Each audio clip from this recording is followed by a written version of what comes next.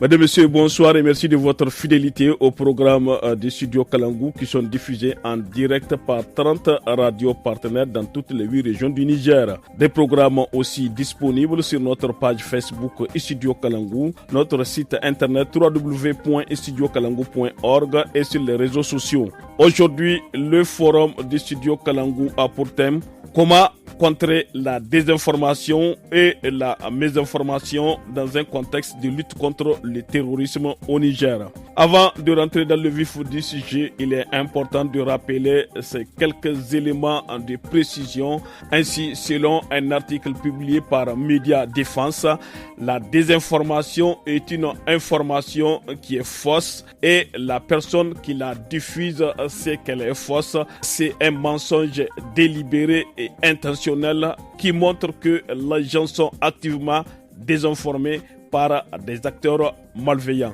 La mésinformation est une information qui est fausse, mais la personne qui la diffuse pense qu'elle est vraie. La malinformation est une information qui se fonde sur la réalité, mais qui est diffusée pour porter préjudice à une personne, à une organisation ou un pays. Avec mes invités, nous allons faire un état des lieux sur l'ampleur du phénomène de la désinformation, la mésinformation, la malinformation et ses effets néfastes dans un contexte d'engagement et de lutte contre l'insécurité et le terrorisme au Niger, avant de faire des propositions de solutions. Pour ce faire, nous avons le plaisir de recevoir Moudi Moussa, secrétaire général du syndicat national des agents de l'information et de la communication SYNATIC et président du réseau des journalistes de l'AES. Bonsoir Moudi. Bonsoir Mokhtar. Et Ousmane Mamoudou, expert des réseaux sociaux. Bonsoir Ousmane. Bonsoir Mokhtar, bonsoir à tous. À la modération, je suis Mokhtar Hamadou. Eh bien, on commence avec vous, Ousmane Mamoudou. Vous êtes expert des réseaux sociaux. Il n'est un secret pour personne. Les fake news que l'on traduit par Infox polluent l'Internet et les réseaux sociaux. Diffusées en masse, elles peuvent sérieusement affecter l'exercice du métier de journalisme. Comment ces fake news et ces rumeurs peuvent-ils impacter le travail des journalistes ? Alors, merci pour cette question. Donc, la désinformation, on le rappelle encore, c'est vraiment un outil de déstabilisation aujourd'hui majeur dans tous les pays de la planète.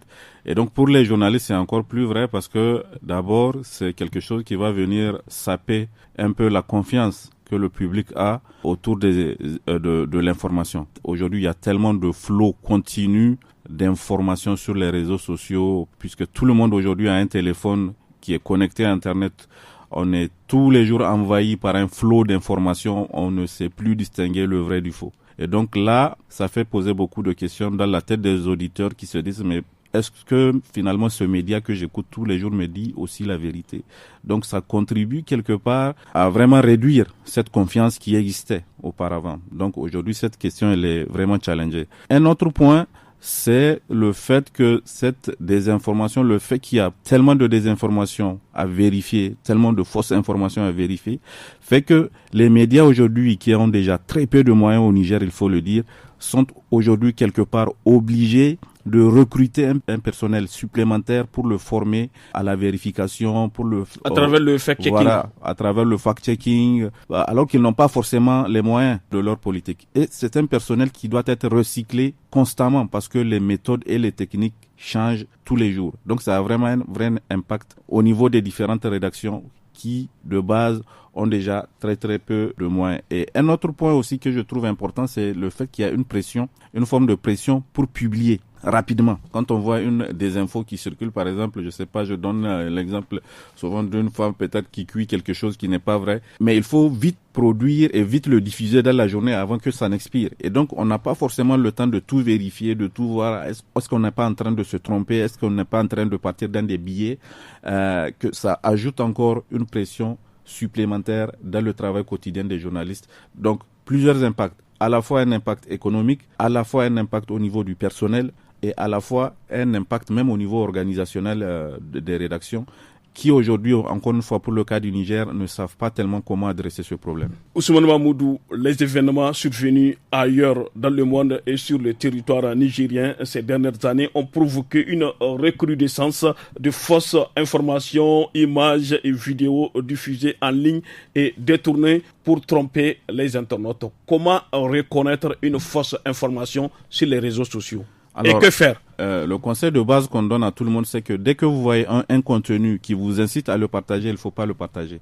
Dès que ce contenu-là vous intrigue ou vous parle beaucoup, vous le voyez, ils ont souvent un titre accrocheur, incroyable, il vient de se passer, urgent, il vient de se passer ceci. Prenez 2 minutes, réfléchissez, regardez si des médias sérieux ont parlé de ce sujet ou pas. La personne qui a publié ça, lui, cette personne-là, elle est qui? Si c'est une personne qui vous donne, je sais pas, une question urgente sur une question sanitaire, mais est-ce que lui-même il est un médecin? Donc il faut se poser toutes ces questions. Pourquoi cette personne elle est légitime pour partager cette information-là? Et il y a plusieurs choses aussi à vérifier. Quand c'est une photo, on peut pas me partager une photo et me dire que ça c'est le marché de Niamey que je connais. Si je connais ce marché, je sais. Il y a ceux qui sont as en montage. Oui, bon, même si on fait un montage, il y a toujours des éléments graphiques dans la photo qui peuvent nous donner déjà des indices. On peut savoir si effectivement cette photo a été prise au Niger ou pas. On peut pas m'envoyer une photo aujourd'hui pleine de verdure et me dire que c'est au Niger alors que je sais qu'on est plutôt dans la saison sèche. Donc il y a tout un tas de détails souvent qu'il faut regarder. Est-ce que ça correspond à l'actualité du pays? Est-ce que le paysage, les panneaux qu'on voit, si c'est une vidéo ou une photo, est-ce que ça correspond au Niger? Les routes, les plaques d'immatriculation, si ce sont des véhicules. Donc il y a toute une panoplie en fait de choses qu'on peut vérifier. Au niveau des vidéos également, la langue qui est parlée, est-ce que la personne elle est audible? Parce que on sait aujourd'hui qu'il est possible de faire beaucoup de manipulations, de modifications d'images, de sons pour faire dire à la photo ce qu'elle ne dit pas. Donc vraiment les conseils, c'est de regarder d'abord qui est cette personne qui a publié, qui est ce média qui a publié. Est-ce que c'est un média qui a de la crédibilité dans le temps? La crédibilité c'est quoi? Par exemple, sur 10 ans d'informations, sur 1000 informations que ce média a sorties, combien étaient fausses, factuellement fausses sur 10 ans? Ousmane Mahmoudou, quand on se rend compte que l'information est fausse, comment on fait avec? Alors déjà, c'est de signaler. Quand c'est sur les réseaux sociaux, une information qu'on voit qui est fausse, déjà, il ne faut pas la partager. Deuxième chose à faire, c'est de la signaler. Que ça soit au niveau des plateformes, Facebook, Instagram, les autres plateformes, ou bien d'interpeller les médias locaux, de les taguer directement dans le commentaire. Par exemple, moi, si je sais que Mokhtar est journaliste, je vois quelque chose que je comprends pas. Vous avez souvent des internautes qui taguent directement des journalistes. Est-ce que ça c'est vrai? Est-ce que ceci est vrai? Qui envoient ça dans des groupes. Donc, il faut toujours vous poser des questions. Il faut pas partager et il faut la signaler. Quand on est un média, il faut prendre cette information, la regarder, essayer de vérifier le pourquoi du comment, essayer de retracer sa source, elle vient d'où, elle a été publiée par qui, est-ce qu'elle est crédible ou pas. Donc il y a toute une série d'outils qu'on utilise qui permettent de partir, de faire de la vérification rapidement, parce que aussi le problème aujourd'hui qui se pose, c'est que quand vous faites face à un flot continu aujourd'hui d'informations, il vous faut des outils un peu techniques pour gérer ce flot-là. Parce que manuellement, vous aurez du mal à vérifier des photos, à trouver leurs sources. Mais il y a toute une série d'outils aujourd'hui que les journalistes utilisent, comme, je sais pas, je peux donner l'exemple de la recherche inversée d'images avec Google, d'un outil aussi qui est beaucoup utilisé, qui s'appelle InVid, qu'on utilise pour faire des vérifications très très rapides et assez précises, qui permettent donc aux rédactions d'avancer plus rapidement. Merci beaucoup Ousmane Mahmoudou. Moudi Moussa, vous êtes le secrétaire général du syndicat national des agents de l'information et de la communication synatique. Vous êtes aussi le président du réseau des journalistes de l'AES. Que peut-on savoir au sujet de l'exercice du métier de journaliste ces dernières années au Niger? Merci Mokhtar. Effectivement, le métier de journalisme au Niger, on peut dire que, en tout cas, depuis le 26 juillet 2023, qui marque le changement de régime ici, cette pratique est quelque peu confrontée à des petites difficultés, parce que vous savez, la pratique du journalisme, c'est d'abord un métier, le journalisme, et qui dit métier dit rémunération, dit en tout cas un certain nombre de conditions de vie, de travail garanties. Mais ici, malheureusement, on constate de plus en plus, notamment au niveau des médias privés, que les choses se compliquent, en tout cas davantage. Ça veut dire que le métier ne nourrit plus son homme. On peut le dire comme ça, parce que quand déjà dans un organe vous retrouvez avec des agents qui cumulent d'arriérés de salaire, je pense que là on ne parle plus de nourrir son homme. Il faut peut-être en tout cas réinventer des moyens pouvant en tout cas permettre à la presse notamment indépendante de souffler. Parce que ici c'est qu'il faut relever, quand on parle même de liberté de la presse, quand on parle de la presse de façon générale, on ne fait pas seulement allusion aux médias publics, les médias d'État. Eux ne sont même pas, vous m'excusez, souvent considérés dans ce type de classement, mais on regarde les médias dits indépendants qui font nourrir la démocratie, la diversité d'opinions. C'est au niveau de ces médias dits indépendants qu'on le retrouve. Mais malheureusement, de plus en plus, on constate que ces médias ont du mal, n'est-ce pas, à tenir. Le fonds d'aide à la presse qui est censé normalement être un appui à ces médias, parce que l'État lui-même a reconnu la fragilité des organes des médias et a vu aussi la nécessité de leur venir en aide à travers le fonds d'aide à la presse. Le fonds d'aide, depuis 2018, il faut le rappeler. Selon vous, Moudi Moussa, les journalistes des médias privés n'ont plus la capacité de faire le distinguo entre la fausse information et la bonne information? Non, c'est pas de ça qu'il s'agit. Le journaliste, d'abord, par essence, c'est celui-là. Parce que le travail du journalisme qui est différent de celui de l'internaute, lui qui balance tout ce qu'il trouve, comme l'a dit Ousmane mon frère Ousmane. Le journaliste, lui d'abord, le sens même du travail du journalisme, c'est la vérification de l'information. De telle sorte que quand une information passe normalement dans un média, là vous pouvez prendre ça sans risque de vous tromper. Oui, mais est-ce que les réseaux sociaux n'affectent pas l'exercice de ce métier ces dernières années? Malheureusement oui, parce que à défaut de ce que je vous ai dit aujourd'hui, les journalistes avec le manque de moyens, beaucoup préfèrent se référer aux informations relayées et piquées à travers les réseaux sociaux. Bon, il y en a qui prennent sérieusement le temps d'approfondir la vérification, d'autres pas, et ils le véhiculent. Mais avec tout ça au Niger, on constate que les journalistes sont plus ou moins, en tout cas dans cette dynamique de maintenir la vérification, de rester professionnels. Ce qui est regrettable, c'est pas avec nos médias ici au Niger, parce que jusque-là, on n'a pas encore vu des cas où on prend un journaliste pour des faits d'informations non vérifiées qu'il véhicule, par exemple. Mais avec les médias internationaux, je vais dire, vous savez, au Niger, depuis quelque temps, il y a des médias qui ne sont plus autorisés de diffusion ici au Niger. Pourquoi? Parce que, quelque part, quand vous les suivez à un certain temps, dans le traitement de l'information qui nous concerne, vous avez comme l'impression que ces médias ne parlent pas de l'actualité du Niger. Que ces médias, je ne sais pas d'où est-ce qu'ils trouvent leurs informations, mais quand même, ils ne prennent pas le temps nécessaire de vérifier, n'est-ce pas, l'information quand il s'agit de notre pays. Et les autorités du Niger, tout comme ceux, je crois, du Mali et même du Burkina, ont pris aussi cette décision par rapport à ces médias qui font ce type de travail, d'arrêter carrément leur émission à travers ces différents pays. Et ça, pour tout celui qui écoute ces médias, c'est un moment que, effectivement, ce qu'ils racontent n'a rien à voir avec la réalité. L'actualité de ces pays. Et même ce qui veut l'actualité.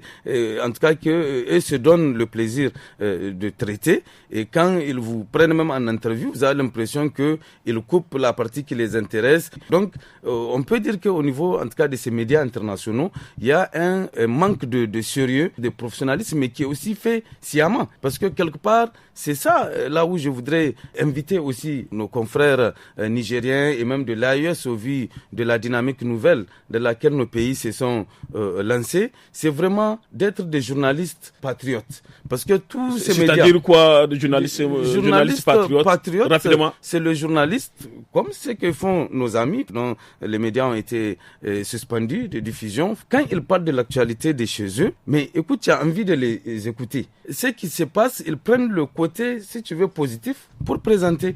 Et ce qui n'est pas positif, là, qui écorne un peu l'image de leur pays, de leur situation, là-bas, ils font fi. Et là, sauf si tu as d'autres canaux... Ce n'est pas de la censure, ça, là. Mais écoute, c'est une censure qui peut se comprendre, si on peut le dire comme ça. Je pense que n'est pas dit de ne pas dire ce qui n'est pas bon. Mais quand tu dis ce qui n'est pas bon, dis aussi ce qui est bien. Et c'est ce qu'on évite aussi à nos jeunes ou disons nos confrères d'ici, en tout cas qui travaillent dans ce contexte surtout d'insécurité où on sait que l'ennemi, n'est-ce pas, tire sur tout ce qui bouge. Il utilise en tout cas tout ce qui est à sa portée, notamment la guerre qu'on nous livre au niveau de l'AES. On le sait, ce n'est plus une guerre conventionnelle qui est faite ou conduite uniquement par les armes, parce que celle avec les armes... Les médias aussi sont utilisés. D'ailleurs, c'est surtout les médias, la communication, l'information. La guerre, elle est beaucoup plus informationnelle. Et c'est ce qui fait qu'aujourd'hui, c'est sur ce terrain qu'on nous malmène, qu'on nous fatigue, parce que bon, quelque part, oui, mais en face, il n'y a pas de réponse. Oui, est-ce que les journalistes ici nigériens peuvent relever ce défi? Les journalistes peuvent bel et bien le relever, pourvu qu'ils soient en tout cas mis dans les conditions de le faire. Parce qu'aujourd'hui, il y a beaucoup de situations, il ne s'agit pas seulement de ta seule volonté. Quand tu manques des moyens, quand tu manques souvent certains accompagnements, parce que c'est qu'on fait... On ne peut pas déconstruire. C'est un peu difficile, parce que même les moyens de la déconstruction, ça ne s'acquiert pas comme ça. C'est souvent des dispositifs, il faut bien les avoir. Si c'est une rédaction, il faut en tout cas avoir ce machin. Si c'est aussi un journaliste tout court, mais il a aussi besoin de se référer, de vérifier l'information, et pour le faire, il y a des moyens pour ça. Moudi Moussa, les réseaux sociaux sont-ils un frein ou une avancée pour le bon fonctionnement des médias au Niger, rapidement? Les réseaux sociaux, je vous l'ai dit, les médias, vous et moi, nous sommes tous des journalistes professionnels. Nous savons qu'est-ce qu'il faut diffuser, qu'est-ce qu'il ne faut pas diffuser, comment le faire, comment ne pas le faire. Alors que les réseaux sociaux, c'est des outils accessibles à tous. Ça donne des indices. Vraiment, tu peux te retrouver dans un coin de ta maison et te mettre à imaginer quelque chose, une situation que tu vas ventiler comme ça. Bon, le premier qui va tomber dessus, s'il n'est pas prudent, il prend et il relaie. Et du coup, la seconde presse, ça va faire le tour de la toile et les moins avertis penseront que effectivement c'est ça. Et le temps d'aller vérifier, déjà ça fait le parcours que ça a fait et peut-être même créer des situations indésirables. Et donc tout ça, il peut le faire. Or, le journaliste, lui, son rôle, c'est pas ça. C'est les faits, rien que les faits. Merci beaucoup, Moudi Moussa. Je rappelle à nos auditeurs que notre troisième invité vient de nous rejoindre dans ce studio. Il s'agit de Hassan Soumana, président de l'Observatoire nigérien indépendant des médias pour l'éthique et la déontologie au NIMED. Bonsoir Hassan Soumana. Bonsoir. Hassan Soumana, que peut-on savoir au sujet de l'exercice du métier de journaliste ici au Niger?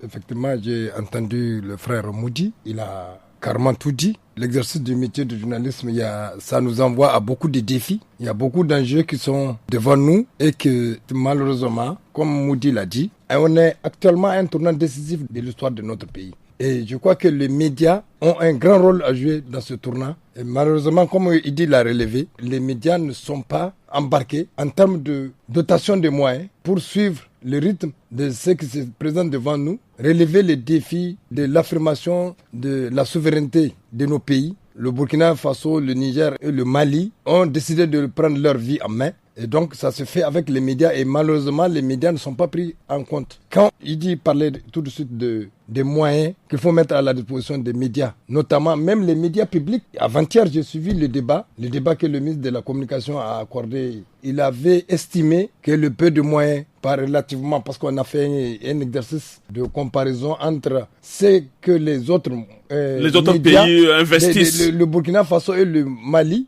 investissent dans les médias. Au Burkina Faso, on parle de 4 milliards pour la Mali, télévision. On parle de 8 pour milliards. La télévision nationale. Au Mali, 8 milliards. Au Niger, 500 millions. Et le ministre trouve que c'est déjà trop. Le ministre a dit, c'est assez déjà, qu'est-ce qu'on va faire avec 4 milliards? Les médias ne peuvent pas se contenter de rester sur place. Le travail du journaliste, d'abord, c'est le mouvement. Il faut être sur le terrain, partout où l'événement se passe. Et ça se fait avec beaucoup d'argent et beaucoup de logistique. Même les médias publics ne sont pas à la meilleure enseigne par rapport aux médias privés. Parce qu'effectivement, cet exercice de comparaison a montré qu'effectivement, on est à la traîne en termes de mobilisation de moyens pour permettre aux journalistes de jouer son rôle, le rôle qu'il incombe, de donner la vraie information et partout où l'événement se passe, il faut aller faire des productions, il faut aller sur le terrain, ne pas se contenter de prendre des éléments tout venant qu'on nous envoie de l'extérieur qui sont peut-être des informations manipulées. Il faut que nous aussi on soit sur le terrain. Hassan Soumana, avec l'essor des réseaux sociaux, les infox ont trouvé un terreau fertile pour se propager massivement, surfant sur la peur, l'inquiétude et le besoin express des citoyens d'être informés. Comment les journalistes doivent s'y prendre dans un tel contexte? J'ai tendance à dire que l'apparition des réseaux sociaux, c'est même une bonne chose pour les médias formels. Parce que, en fait, chemin faisant, les gens ont compris qu'il y a trop de fausses informations. Ce qui fait que, généralement, quand l'information est d'une certaine sensibilité, beaucoup de gens qui ont une certaine conscience que l'information doit être vérifiée, se tournent vers les médias formels. Quand vous voyez une information qui est d'une très haute portée, d'une très grande sensibilité, les gens disent, est-ce que les journaux ou bien les agences de presse en ont parlé? C'est-à-dire que la référence, en fait, ce n'est plus les réseaux sociaux. C'est vrai que les réseaux sociaux sont infestés de grands influenceurs qui savent parler, qui ont une bonne élocution, mais ça fait pas la bonne information. C'est pas dans la façon de le dire, c'est dans les méthodes, les moyens qui ont été utilisés pour traiter l'information. Merci beaucoup. Les journalistes,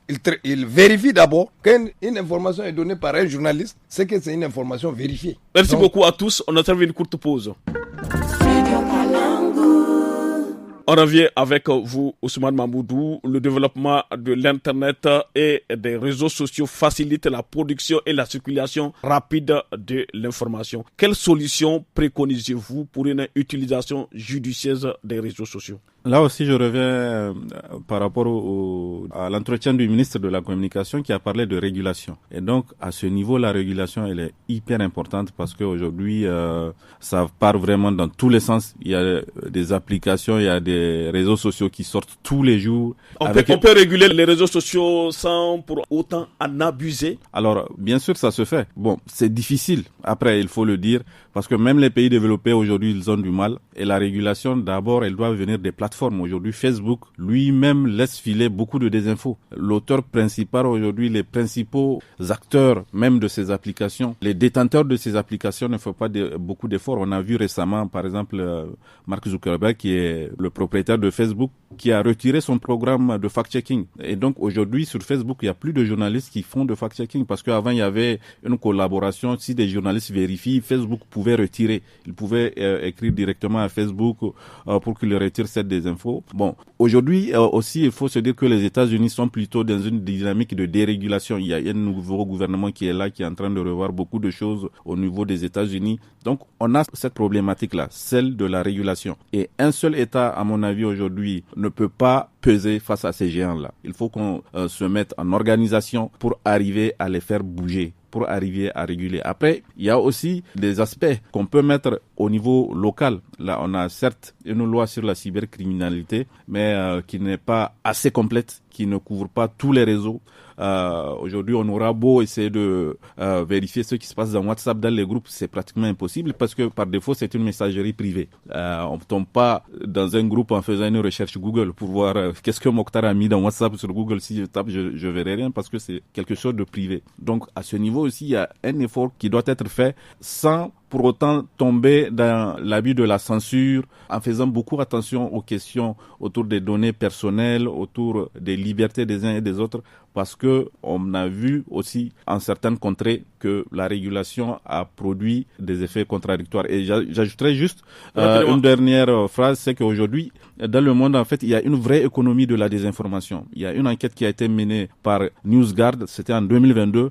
On a appris que la désinfo, ça produisait 2,6 milliards de dollars. Et donc, les plateformes, vraiment, elles sont pas prêtes de réguler. 2,6 milliards de dollars, c'est plus de 1000 milliards de francs CFA. Donc, il y a vraiment aujourd'hui des gens qui gagnent leur vie en produisant de la désinformation. Le grand frère a rappelé qu'il y a des influenceurs aujourd'hui qui parlent beaucoup, qui font pas de l'info, mais malheureusement qui se font beaucoup d'argent et qui rassemblent des millions de personnes autour d'eux. Ils deviennent des voix audibles, pourtant qui diffusent souvent, qui produisent des informations qui sont pas tellement vérifiées. Merci beaucoup Ousmane Mamoudou. Hassan Soumana, vous êtes le président de l'ONIMED. En 2010, sous la transition militaire du général Salou Djibo, le pays s'est doté d'une ordonnance sur la liberté de la presse qui dépénalise le délit de presse. Depuis 2010, des journalistes ont été arrêtés, puis incarcérés. Nous sommes en période de transition actuellement. Comment consolider les acquis? Merci beaucoup. Pour consolider les acquis, ce n'est pas si difficile. Il faut mettre les organes en place. Les organes de la transition. De la transition, il faut mettre l'organe de régulation. L'ONC, l'Observatoire national de la communication. C'est pas normal que depuis le 26 juillet 2023, qu'il n'y ait pas d'organe de régulation. On a compris que peut-être c'est même une façon, peut-être de ne pas trop prendre au sérieux le milieu des médias. Parce que effectivement, c'est l'organe de régulation qui est un des instruments de garantie du respect de la liberté de la presse. Et si l'organe de régulation n'existe pas, on va dans tous les sens, comme Idi l'a dit. Et maintenant, c'est au gré des humeurs des gens. La dernière fois, malheureusement, il y a eu l'événement. Je vais faire référence à la suspension de l'organe Canal 3 Niger. Canal 3 Niger et le retrait de la carte de notre confrère Seyni Amadou. Vous avez vu que tous les principes édictés par l'ordonnance ont été piétinés. Pour retirer la carte de presse d'un journaliste, il faut qu'il soit prouvé que ce journaliste est impliqué dans des affaires de terrorisme. C'était peut-être la seule condition. Et on ne parle même pas de la suspension du média, de l'organe. Je crois que le respect de l'ordonnance qui impose le respect de la liberté de la presse et la dépénalisation du délit de presse, ça a pris un coup quand ça vient du ministère qui est chargé de protéger les journalistes. Et c'est ça la gravité. Ça ne vient même pas peut-être des autorités militaires qu'on attend sur ce terrain. Je les vois beaucoup plus, en tout cas, sensibles aux questions de liberté de la presse que les civils.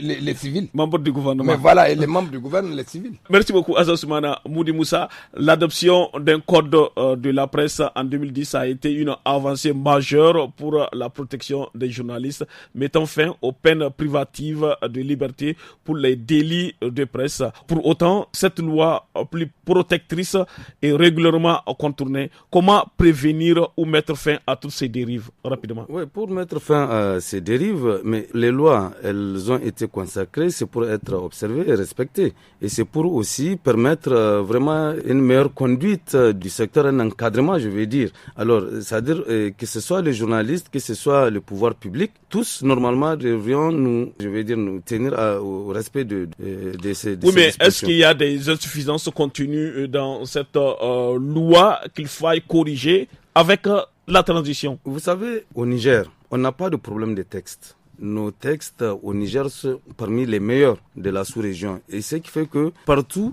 en tout cas où des gens veulent mettre en place un dispositif, disons une loi, régissant notamment le secteur de la presse, les gens viennent s'inspirer de l'expérience nigérienne. Ce qui fait que tout ce dont on a besoin, c'est vraiment le respect de ces textes. Parce qu'au moment de leur élaboration, en tout cas, les gens ils mettent tout le sérieux, on prend tout le temps de voir les tenants et les aboutissants, n'est-ce pas, de ces textes qu'on met en place. Mais malheureusement, à la fin, on constate que ils ne font pas l'objet de respect et ça va dans tous les sens. Autorités publiques, tout comme certains professionnels des médias aussi ne respectent pas. Parce que si l'autorité lui-même qui a accepté que la loi soit consacrée le piétine, mais pourquoi l'autre va-t-il continuer à observer ce respect? Donc, c'est un retour aux fondamentaux qu'il faut de part et d'autre. Les journalistes ne sont pas des ennemis des gouvernements, tous les gouvernements d'ailleurs, que ce soit avec les politiciens ou même maintenant.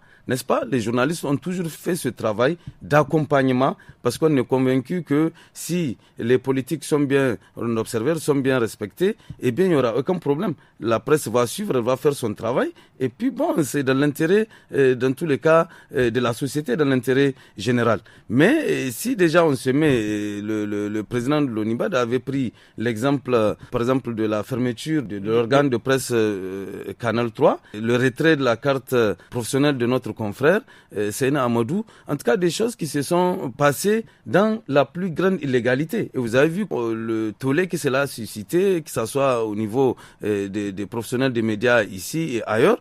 Et 24 heures ou 48 heures après, le ministère était revenu sur sa décision parce que convaincu qu'effectivement les bases sur lesquelles la décision avait été prise était fausse. Donc nous pensons que effectivement il faut qu'on ait cette culture de respect des textes qu'on se donne. En les respectant, je pense que en tout cas il y aura pas de problème, pas comme on le constate en tout cas, et que les choses iront normalement. Comment on appelle ça, aux assises nationales. Par exemple, nous avons eu la chance de faire partie de ceux qui ont représenté la presse, notamment privée. Et parmi les propositions que nous avons faites pour tenir compte de la situation des médias, notamment pour prendre en compte la dimension communication dans cette nouvelle marche de refondation de notre pays, nous avions estimé que, par exemple, le ministère de la Communication, parce qu'aujourd'hui, toute la confusion, c'est là-bas au niveau de la gestion de ces départements ministériels, n'est-ce pas, qu'elle est constatée. Quand on prend un ministère, on dit ministère de la Communication, des postes, de l'économie numérique ou je ne sais de quoi, pour on entasse ça, on donne à une seule personne. Bon, je ne suis pas contre. Il faut scinder le ministère. Il faut vraiment trouver un moyen d'avoir un ministère de la Communication à part et peut-être qui peut être ministère de la Communication porte-parole du gouvernement. Ça, au moins, on sait que sur ce plan de la communication, parce qu'on est dans un contexte où on nous déclare une guerre. Et je vous ai dit que cette guerre, elle n'est pas seulement la guerre conventionnelle qu'on connaît avec les armes, mais il y a aussi la dimension médiatique communicationnelle, n'est-ce pas, qui s'invite à cette guerre. Et donc, pour ça, pour qu'on ait une lisibilité, qu'on ait une visibilité de nos actions, non seulement gouvernementales, et pour qu'on puisse, avec efficacité, contrer tout ce qu'on nous balance en termes de désinformation, de malinformation, de mésinformation, je pense qu'il nous faut, au-delà de l'ONC, avoir également un département ministériel qui va être géré, pourquoi pas, par un certain Hassan Soumana, qui s'y connaît très bien. Oui, c'est un exemple que je prends, je veux dire un professionnel du domaine, qui connaît les enjeux,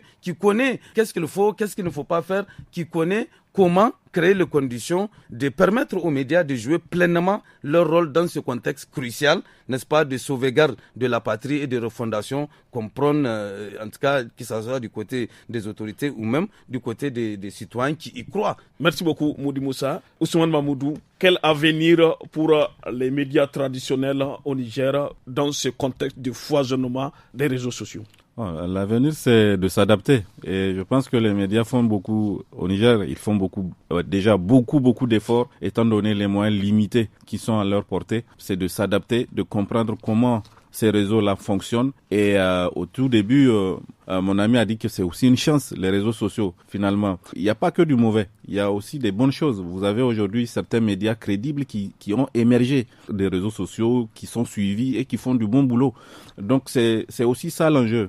Donc il faut qu'on arrive à adapter notre travail de journaliste qui a toujours été de vérifier de l'information, cette fois-ci de l'adapter aux réseaux sociaux et de ne pas aussi oublier de faire de l'éducation aux médias parce que c'est hyper important pour le public, pour les auditeurs qui ne savent pas comment les journalistes fonctionnent. Ils ne comprennent pas c'est quoi le processus de production d'une information pour qu'ils arrivent à faire la différence entre une vraie info et une fausse information. À partir de quand une information est publiée par un média qui est vraiment professionnel, qui est sérieux, c'est quoi le processus de l'attribution du sujet, au développement, etc.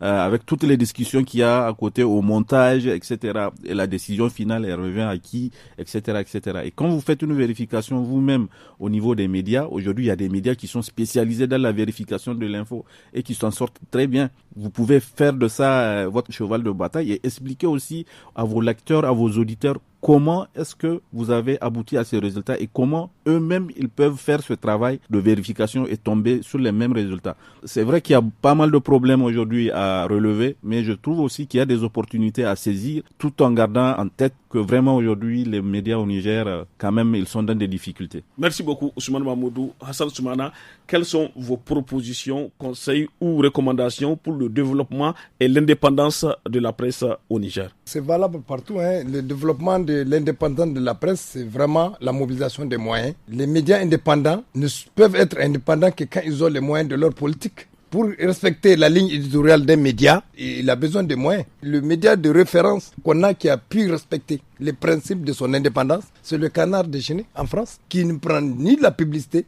qui mobilise les moyens et qui impose la lecture, qui a refusé même d'aller sur les réseaux sociaux et qui impose la lecture du journal papier. Le seul produit vendable pour eux, c'est le professionnalisme. C'est faisable ici dans un pays comme le Niger? Ce n'est pas faisable ici parce que effectivement, l'environnement économique du pays, d'abord, ça laisse à désirer par rapport à la mobilisation des lecteurs. Quand vous achetez un journal ici, rapidement, un seul journal, c'est lu par 20 personnes. Ce qui fait que, malheureusement, on met les médias dans l'obligation d'aller chercher ailleurs, où le journaliste doit marchander quelque chose. Marchander quelque chose, c'est marchander le personnalisme du journaliste et le personnalisme même de l'organe. On ne demande pas à l'État de mobiliser de l'argent pour donner. Il faut créer les conditions pour permettre soutenir aux médias. Merci beaucoup à tous. Nous sommes au terme de ce forum du studio Kalangu. Nous avons eu l'honneur et le plaisir de recevoir Hassan Soumana, président de l'Observatoire nigérien indépendant des médias pour l'éthique et la déontologie ONIMED Niger, Moudi Moussa, secrétaire général du syndicat national des agents de l'information et de la communication SYNATIC et président du réseau des journalistes de l'AES, et Ousmane Mamoudou, expert des réseaux sociaux. Merci à nos invités et à vous tous pour votre fidélité au programme du studio Kalangu qui vous parvient grâce à nos 30 radios partenaires. Merci aussi à la technique assurée par Issa Lawali. C'était Mokhtar Hamadou pour la modération de ce forum. Merci, au revoir.